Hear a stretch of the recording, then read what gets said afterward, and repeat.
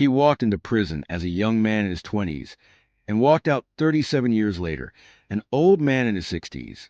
But here's the shocking part. The crime he was accused of never even happened. This is the unbelievable story of how an innocent man lost nearly 4 decades of his life for nothing.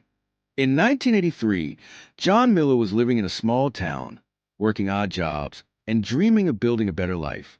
But all of that came crashing down when police accused him of a brutal assault. There was no physical evidence, no DNA, no clear eyewitnesses. Yet, in a matter of months, John found himself facing trial for a crime that would define and destroy his future. At trial, the prosecution's case relied heavily on shaky testimony and pressure to convict. The jury wasn't told that witnesses had doubts. They weren't told that evidence was missing. But what sealed John's fate was a police report. Officers had written as fact what they only suspected. And once it was on paper, it became the truth in the eyes of the court. John was convicted and sentenced to life. Overnight, his freedom, his family, and his dreams were ripped away. For years, John sat in his cell, watching time slip away. Birthdays, weddings, funerals, all missed. He filed appeals, begged for new hearings, but was ignored again and again. Then, after nearly 4 decades, something incredible happened. New attorneys took his case.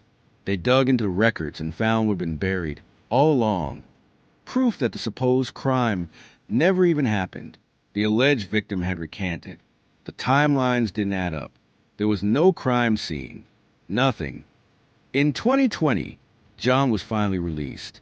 The court admitted what he had always said. He was innocent. But by then, 37 years of his life were gone. He stepped out into a world that had changed completely. The internet, smartphones, his family, older and broken, his youth stolen forever. John's story is more than just a tragic mistake. It's a warning that the justice system we trust can sometimes create the very injustice it's meant to stop. What do you think? Should the state be forced to pay for every year stolen from an innocent person?